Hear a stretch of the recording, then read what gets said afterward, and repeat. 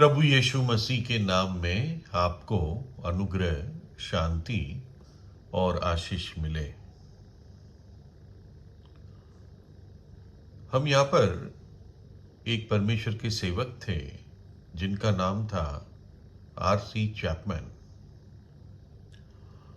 और ये बहुत ही एक भले और सच्चे परमेश्वर का भय मानने वाले और प्रभु यीशु पर विश्वास करने वाले व्यक्ति थे।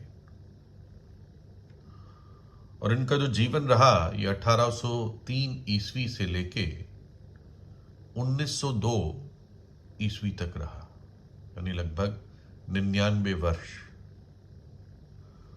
और इनको प्रेम का प्रेरित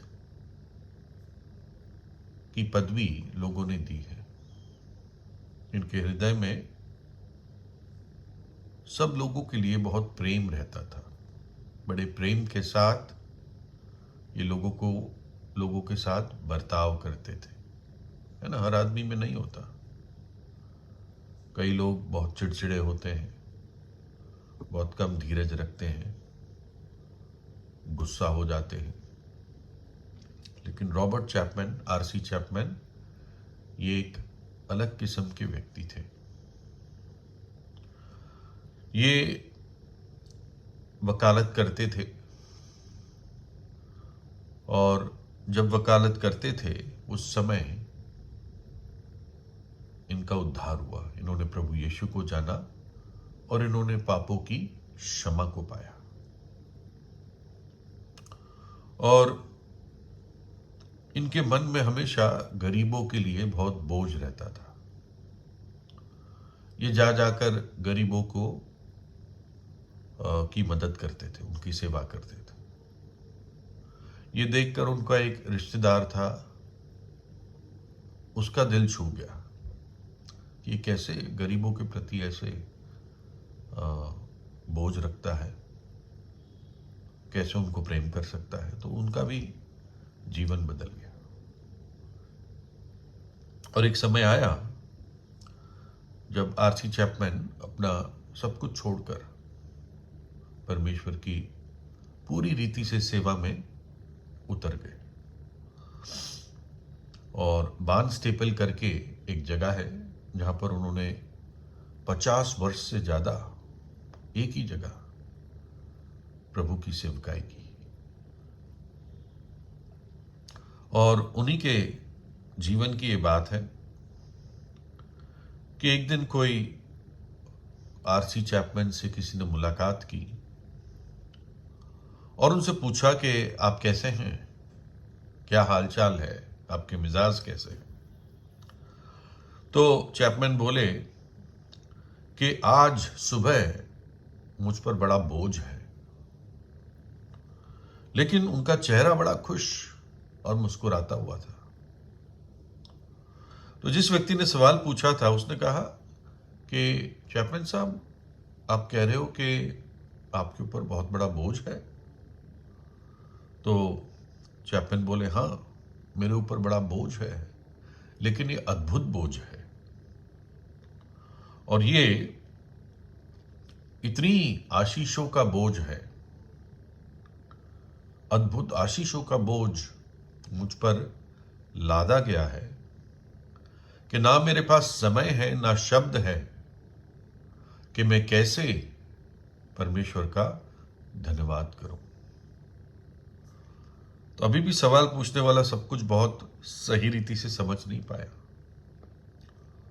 उसने जब उसके चेहरे पर ऐसा प्रश्न चिन्ह था तो तब चैपमैन बोले, देखो भाई, मैं तो बाइबल के वचन की एक आयत के बारे में बता रहा हूं, भजन 68:19 में, जहां पर लिखा है, धन्य है परमेश्वर जो रोज रोज हम पर अपनी भलाई का बोझ डालता है, हमारा उद्धार का परमेश्वर। धन्य है परमेश्वर जो रोज रोज हम पर भलाई का, अपनी भलाई का बोझ डालता है, हमारे उद्धार का परमेश्वर।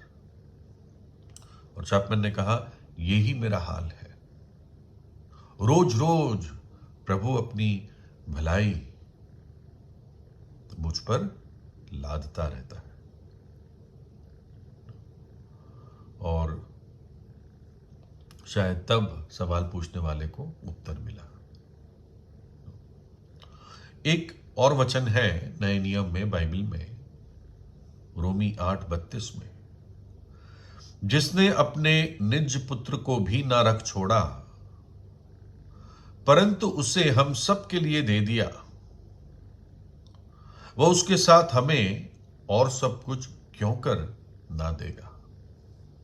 अर्थ यह है कि परमेश्वर जिसने अपना पुत्र हमारे लिए दे दिया क्रूस पर मरने के लिए, हमारे पापों की सजा उठाने के लिए, तो जब परमेश्वर ने अपना पुत्र दे दिया तो जीवन की जरूरत की चीजें वो क्यों कर नहीं देगा। वो तो बहुत छोटी चीज है। यहां पर मैं दो बोझ देखता हूं। एक बोझ तो वो है जो प्रभु यीशु मसीह ने उठाया, और दूसरा बोझ वो है जो वो हम पर डालता है। प्रभु यीशु मसीह ने क्या बोझ उठाया? यशायाह 53:6 में प्रभु के आने से 700 वर्ष पहले यह भविष्यवाणी हुई, हम तो सब के सब भेड़ों की तरह भटक गए थे, हम में से हरेक ने अपना मार्ग ले लिया, और परमेश्वर ने हम सबों के अधर्म का बोझ उसी पर लाद दिया। परमेश्वर पिता ने हम सब के अधर्म और पाप का बोझ अपने पुत्र के ऊपर लाद दिया। उसी अध्याय में लिखा है, अपने ज्ञान के द्वारा मेरा धर्मी दास बहुतों को धर्मी ठहराएगा और उनके अधर्म के कामों का बोझ आप उठा लेगा। प्रभु यीशु ने क्या किया? अधर्मियों के अधर्म के कामों का बोझ